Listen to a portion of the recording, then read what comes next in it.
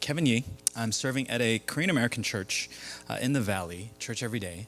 And I've been there actually for 15 years. One place, one church. And I'm up here to talk a little bit about why and to try to convince you in terms of why you should stay for as long as you can, for as long as God calls you in youth ministry specifically. And I want to start by admitting that I'm a wreck sometimes, especially this past year. My life has just been completely overwhelmed, and for our New Year's Eve evening service, I actually shared with the students, and I apologized to them, and I said, I've been a pastor now for so long, and I should have this down, but I don't. And I've really messed up, and I've really failed you guys in a number of different ways. And I'm sharing this because in the midst of my failures, the thing that I've learned, the central truth that I've been able to come away with the last 15 years is in regards to what it means to live the cross-shaped life. That in the midst of suffering, in the midst of pain, in the midst of discouragement, I'm always reminded that when I'm weak, He is strong, right? Youth ministry actually isn't about youth. Youth ministry is about Jesus. And when we forget that, we actually lose sight of what's important. So I want to actually share with you some of the most important things that I've learned in my long tenure as a youth pastor, and why I think, again, you need to take the time to stay in youth ministry to allow the Lord to teach you these things as well. And so the first thing is I'm often quick to forget how slowly sanctification works, right? Youth students, youth parents, right? They want quick results. We serve a particular generation that's grown up with devices around the house where you can just shout stuff and things happen, right? They can just shout like, Alexa, how long is it going to take for me to be like Jesus, right? And we're like, how do you minister in that context? Because we get affected by the students that we're ministering to, right? They, as much as we're shaping them, they also shape us. And so one of the things I've learned over the long term is that we need a lot of time, and sanctification is a very, very, very slow process. And so the longer you stay in ministry, the longer you're that kind of pillar for students and parents who are looking for the quick result and looking for the quick thing. But if you've been trained in how to stick around long enough to be able to let them know, parents, everything's going to be okay, right? That you've seen a lot of these things. So they come in waves. Sure, Generation Z is different from the millennial generation before them, but there's still a lot of the same things that are going on. And if you can stick around and serve those generations, you get to be a rock that everyone gets to come to and ask, what do I do about these situations? And you've seen how these have played out in the long run. There's a wisdom and there's a growth that you don't know it right now, but 5 years from now, 10 years from now, 15 years from now, you will thank the Lord for as you begin to recognize how much God has used you in this context that you're particularly in. And it also helps you to recognize just how much more important the gospel is. The longer you stick around in youth ministry, the longer you see that you actually can't do very much. That really what it comes down to is an application of the gospel in the lives of our students. The second thing is that I'm often quick to rely on myself instead of turning to the Lord. 15 years in, that's still my number one temptation. When there's something that happens that breaks out, when there's a scandal, when there's drama, I immediately think, okay, how can I jump in and save the day? How can I utilize the things that I've learned to save the day? It's very often that my first response is to get on my knees and pray. But oftentimes that is the solution. Oftentimes that's the thing I need the most. Just this past last 2 weeks, I screwed up major. We had both a high school retreat and a junior high retreat that were planned back to back. Again, 15 years in, okay? And we were in a situation with our high school retreat where the high school retreat campsite, had no idea we were coming and doing our retreat there until 2 days before. How did that happen? That's a longer story I'll tell you later, but I'm just telling you.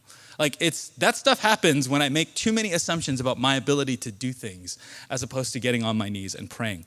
And so, yes, we got on our knees and we prayed like crazy. Believe me, yeah.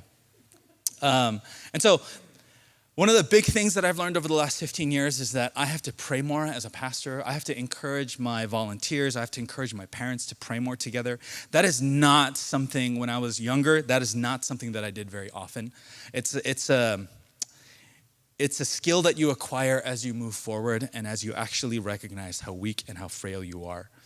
The third thing is I wrestle with feeling disposable. Youth ministry is a revolving door. And eventually, after some time, you'll feel this too.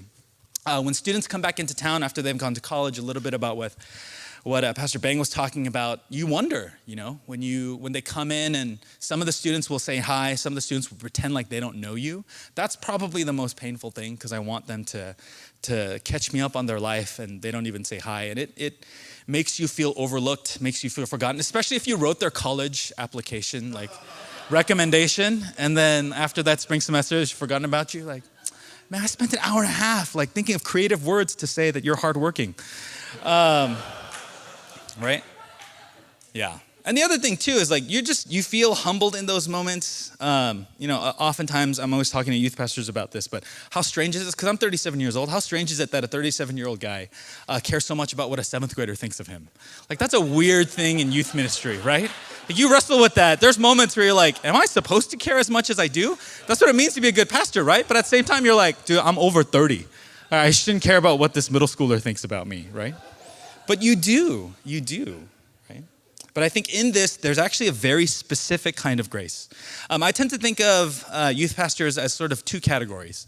There are those of us who are called to be more like Joshua, where we struggle through the desert with our students, and then we actually get to go into the promised land of college and youth, young adult, and so on and so forth, right?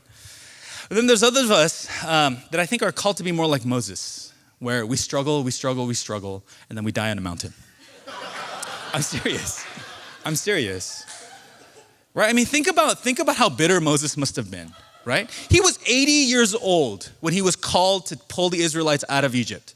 80 years old, and then 120 when he dies. From 80 to 140, do you know how many times he walked back and forth from the mountain to the people, from the mountain to the people, and then around and around and around in the desert? And there's no passages in any of the first Torah books about how appreciative the Israelites were of Moses. They were writing him encouraging notes, right? They were just complaining, did you bring us out into the desert to die, right? And Moses was like, no, your parents did. Your parents were the ones that... Shh, I didn't say that. But there's a special kind of grace in this. And I've actually decided to study the life of Moses this year as sort of my daily devotional, because as a longtime leader, I do struggle. And I struggle with a lot of the things that you're struggling with. So in some sense, the discouragement you feel sometimes, that's never going to leave. But I think that's part of what it means to be a pastor. But there's special grace in this. Because when Moses gets to the mountain, and he is told by God again in Deuteronomy 34, that he's not going to be able to cross over into the promised land, something really fascinating happens. So it says this in Deuteronomy 34. And the Lord said to him, Moses, this is the land which I swore to Abraham, to Isaac, and to Jacob. I will give it to your offspring. I have let you see it with your eyes, but you shall not go over there. And so this is what God tells Moses. Just as the Israelites are on the precipice of crossing over into the promised land, as Joshua is going to lead them over, God calls Moses up into the mountain and he basically says, look, I'm going to actually show you where the people are going to go. You're actually going to get a glimpse of the promised land. And so he gets to look out into the valley and he gets to see the land of the land of Canaan. And then it says in verse 5, something really curious. It says, so Moses, the servant of the Lord, died there in the land of Moab, according to the word of the Lord. And he buried him in the valley in the land of Moab, opposite Beth Peor, but no one knows the place of his burial to this day. And this is such a curious thing. What does verse 6 mean when it says, and he buried him? Who's the he? And when you read enough commentaries, you get a sense that people are trying to move away from this idea that the he is most likely God. And so Moses, at the very end of this journey, which by all accounts to some degree almost seems like a failure because the people that he came out of Egypt with, they actually all died in the wilderness. He's not taking any of them with them, right? Like he's just dying with those people. But at the very end, there's a sense in which what he gets to experience is so much different than what everyone else crossing over into the promised land gets to experience. And it's this intimacy with God that in the very last day, the very last breath that Moses takes is with God. And I think if you are thinking about your calling and why you entered into youth ministry to begin with, you can't tell me that the thing that you wanted most was to know God more. I mean, like maybe you got a call for youth ministry when you were 12 and you were watching a youth pastor or you went to some retreat and you cried and snot came out and all that stuff. And you're like, God, I'll do whatever you want. There's this thought comes in, be a youth pastor. And you're like, okay, I'll do that, right? And then you tell your parents like, no, you can't do that. And you have this battle. But the idea is ultimately in the end, I really feel like when you reach deep down inside and you try to remember what your calling is about, that it had something to do with I want to love God more. And I'm telling you, stay long time in youth ministry and you will begin to understand how God is slowly transforming you, how God is helping you to become more like him, how much God cares for you, how much God loves you. And that's the most important thing that I've learned over this time, is as a youth pastor, the students will come and go, parents will come and go, all sorts of volunteers will come and go. Some of the most painful things will come and go, but at the very end, if what you're left with is Jesus saying to you, well done, good and faithful servant, then it's worth it.